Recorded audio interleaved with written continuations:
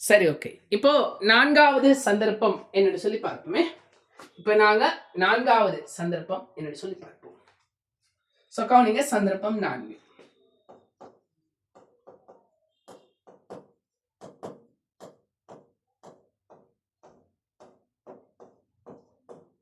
Note பண்ணிக்கொள்ளுங்க. சுழலும் திசைக்கு எதிரான திசையில் முறுக்கம் வழங்கப்படும். சுழலும் திசைக்கு எதிரான திசையில் முறுக்கம் வழங்கப்படும். ரைட். அப்ப சுழலுகின்ற திசைக்கு எதிரான திசையில் முறுக்கம் வழங்கப்படும் போது என்று சொல்லி நோட் பண்ணிக்கொள்ளுங்க. ரைட். அப்போ சுழலும் திசைக்கு எதிரான திசையில இந்த முறுக்கம் வழங்கப்பட்டால் அந்த சந்தர்ப்பத்துல நாம எப்படி இந்த சமன்பாட்டை பிரயோகம் செய்வது அப்படின்னு சொல்லி பார்க்கலாம். சோ கவனிங்க இப்போ. ரைட். இதான் அந்த தட்டு.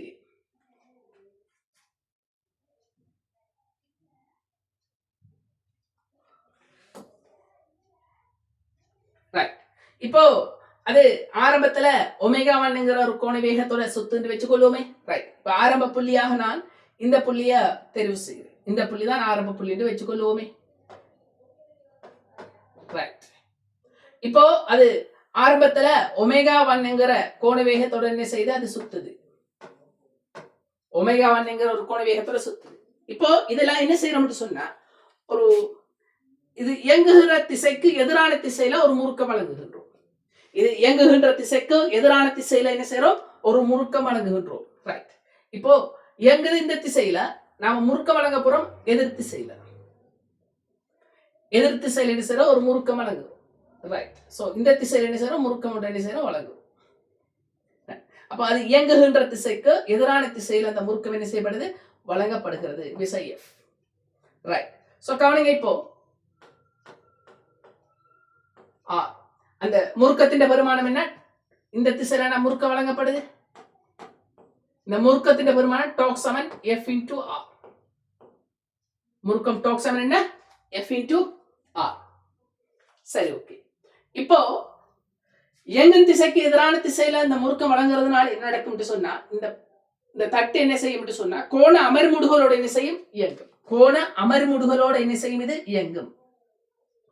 கோண அமர்முடுகளோடு என்ன செய்யும், அது இயங்கும். கோண அமர்முடுகளோடு என்ன செய்யும், அது இயங்கும். அப்ப போக போக கோண வேகம் என்ன செய்யும், குறைஞ்சு கொண்டு போகும். போக போக அதுல கோண வேகம் என்ன செய்யும், குறைஞ்சு கொண்டு போகும். இப்போ ஆரம்ப புள்ளியை இதை எடுத்துக்கொள்றேன், அதுல இயக்கத்தின் ஆரம்ப புள்ளியாக இதை எடுத்துக்கொள்றேன், இறுதி புள்ளியாக இதை எடுத்துக்கொள்றேன். ரைட். அப்போ பி என்கிற புள்ளி வச்சுக்கொள்வோம்.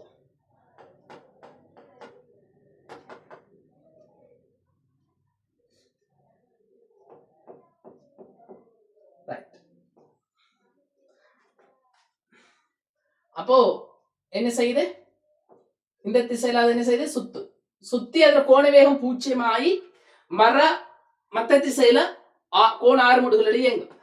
நம்ம வேகம் 0 ஆறதுக்கு முதல்ல உள்ள கால்குலேஷனை பார்ப்போம். சரியா? ரைட். சோ இப்போ அது சுழன்ற கோணம் தீட்டாண்டு வச்சுக்கொள்ளும். அப்போ செய்யப்பட்ட வேலை என்கிறது இங்க இந்த விசை எஃபினால் செய்யப்பட்ட வேலைங்கிறது, ரைட், அல்லது முறுக்கத்தினால் செய்யப்பட்ட வேலை. முறுக்கத்தினால் செய்யப்பட்ட வேலை, முறுக்கம் இந்த திசையில, இயக்கம் மத்த திசையில இருக்கு. முறுக்கம் ஒரு திசையில இருக்கு, இயக்கம் மத்த திசையில இருக்கு. அப்ப முறுக்கத்தினால் செய்யப்பட்ட வேலை, இங்க முறுக்கத்தினால் செய்யப்பட்ட வேலை என்கிறது மைனஸ்ல வரும் இல்லையா. முறுக்கத்தினால் செய்யப்பட்ட வேலை,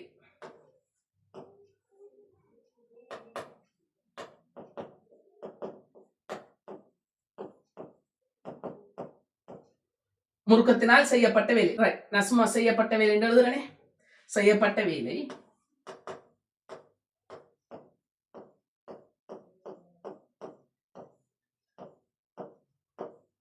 செய்யப்பட்ட வேலை.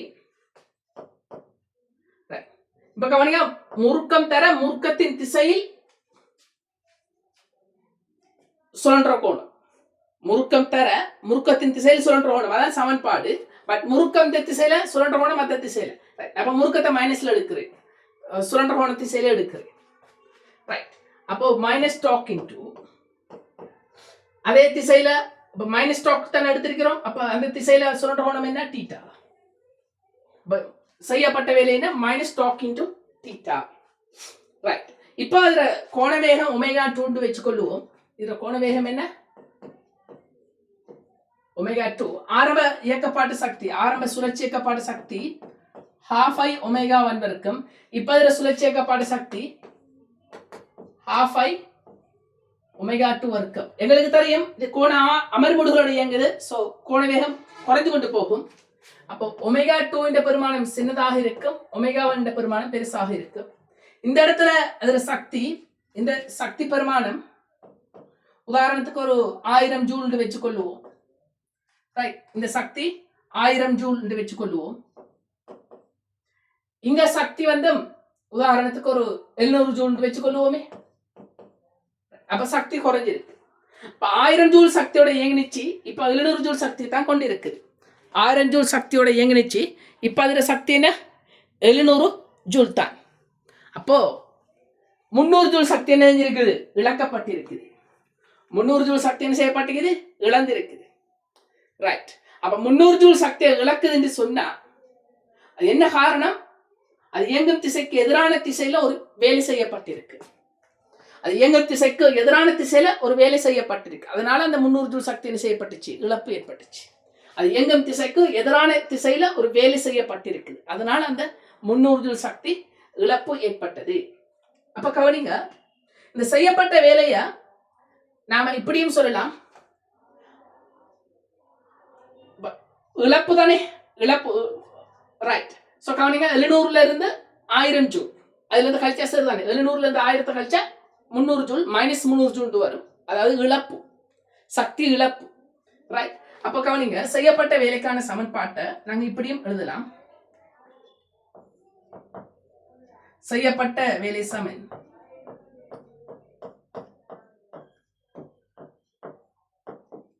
செய்யப்பட்ட வேலை சமன் இறுதி இயக்கப்பாட்டு சக்தியில இருந்து இறுதி சுழற்சி இயக்க சக்திய இறுதி சுழற்சி இயக்க சக்தியில இருந்து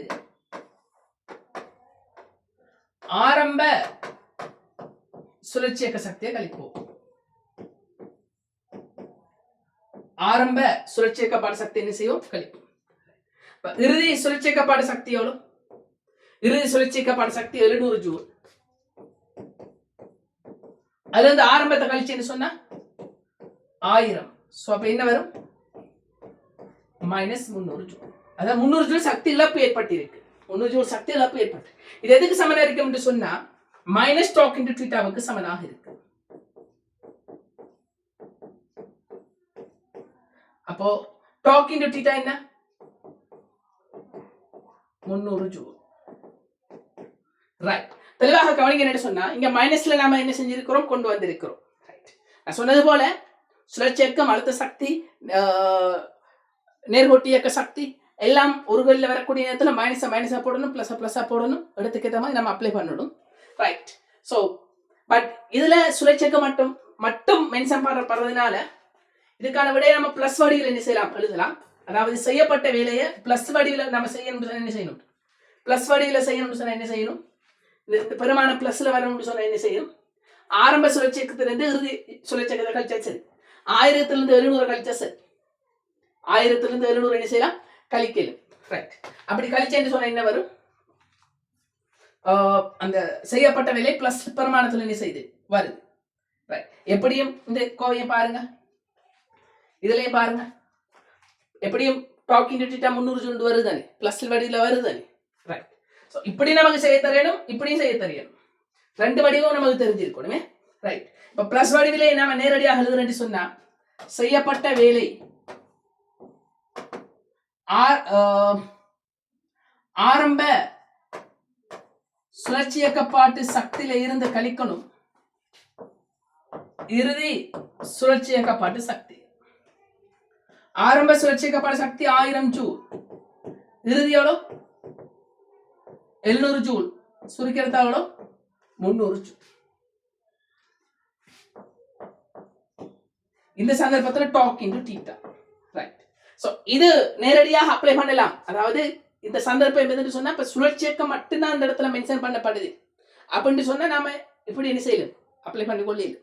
சரியா, எல்லாம் அப்ளைட் ஆகுது. சுழற்சி இயக்கம் சக்தி, நேர்கோட்டு இயக்க சக்தி, அழுத்த சக்தி எல்லாம் மென்ஷன் பண்ணப்பட்ட ஒரு கேள்வியை ரன் பண்ணக்கூடிய இடத்துல மைனஸ் வடிவில் ப்ளஸ் வடிவில் சரியான முறையில் அப்ளை பண்ணி தான் நம்ம என்ன செய்யணும், அந்த கேள்வியை எடுத்து செய்யணும். செய்கிற நேரத்தில் அவங்களுக்கு விளங்க எப்படி செய்கிறதுன்னு சொல்லி ரைட். ஸோ தெளிவாக விளங்கி நோட் பண்ணி கொள்ளுவோம்.